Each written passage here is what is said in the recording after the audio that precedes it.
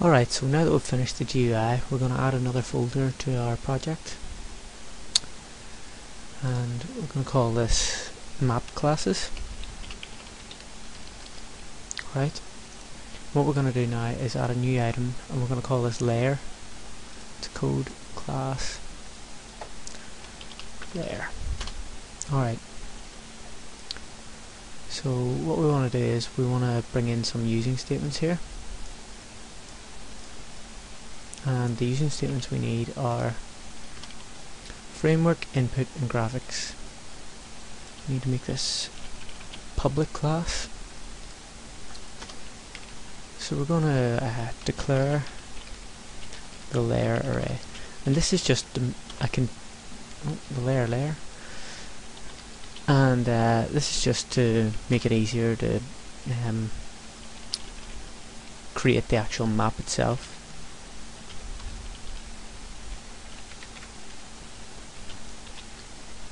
We'll call that layer. Alright. Then we want to declare map and tile size variables. So declare map tile size variables. Okay. So they're all integers, and we need map width, map height, tile width, vector type, and tile height. Okay. So we're going to make the constructor for the layer now, and we need to bring in 4 integers. We need to bring in map width, map height, and tile width, tile height. So I'm just going to copy these down, put in the file, the data type.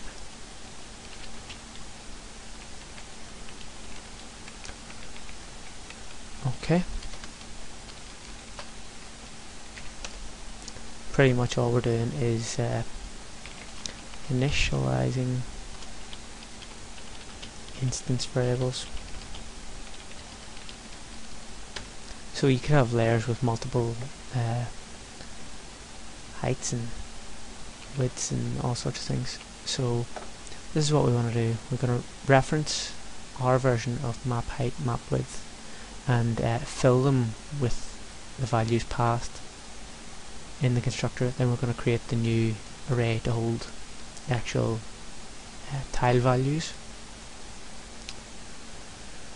So now we're going to create the main function in the layer class, and that's called set tiles, and we want to pass in the selected tile, and that's an integer.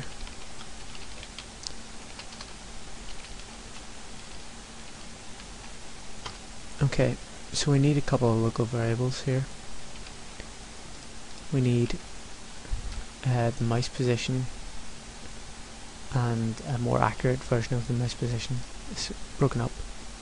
Okay, so what we want to do is we want to get mouse position, and what we want to do is we want to put this all in one giant try and catch statement, just to catch any errors that might occur when we're laying tiles. And this is empty. We don't need anything else in there. So what we want to do is if the current mouse state, which we just declared, if the left button is clicked, then we want to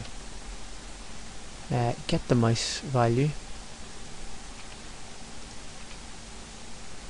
When we get the mouse value, then we want to offset that by the draw offset, which we're going to introduce in a minute. We haven't added this into the game1 class yet, but we will. Then we just want to check that the mouse is inside the bounds of the map, which hopefully it will be. Okay, that's great. Now we want to check if any tiles have been deleted. So we'll put in a wee comment here, check for tile laying. And down here we want to just copy and paste all this down to here. Check for tile deleting. Now what I want to do is change this to right button and change this to 0. So basically what you're doing is putting it back to the way it was. It's pretty much what you're doing. Okay, so that's that main part of that done. Now what we want to do is, you'll notice I copied and pasted quite a lot of stuff there. It's just to save time on these videos, otherwise I could be here all day. Okay, so we want to make a save function now so we can save that layer. Alright, so system.io.streamWriter. We'll call it obj writer, object writer. Alright. So what we want to do is we want to put that in a giant try and catch, and a big try and catch as well. And we want to catch an exception.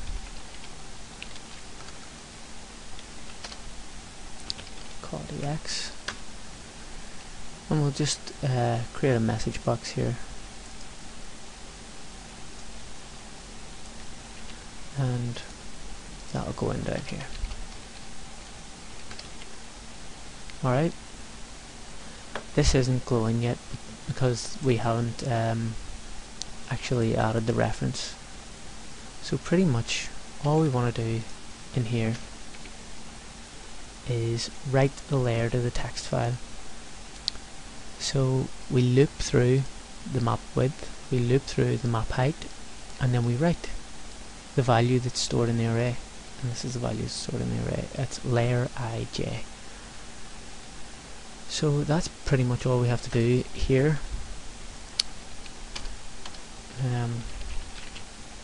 Now we're going to write the load function.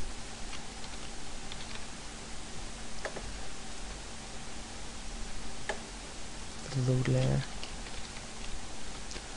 And similarly, it's going to be system.io.streamReader. And we'll call it obj reader.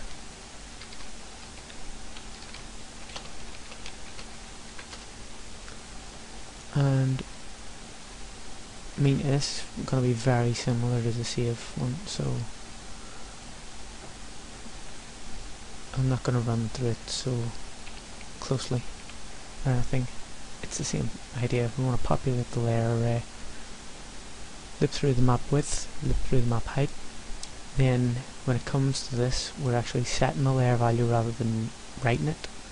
We need to convert it to an integer, so let's convert.toInt32 object reader.readline. That'll convert that over, and then we just want to catch any exceptions that could occur there, whether there's no actual file to read, or it's run out of files, it's run out of space or anything. So we'll have forms in here, and what we want to do is we're going to add a new folder. I'm going to call it forms. In here we're going to add a new item, C#, Windows form,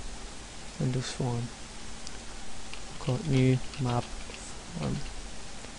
That'll add all the references that we needed there for message box. So we'll just check that that compiles, and it doesn't because there's no draw offset. Alright, so I'll just add that in now quickly.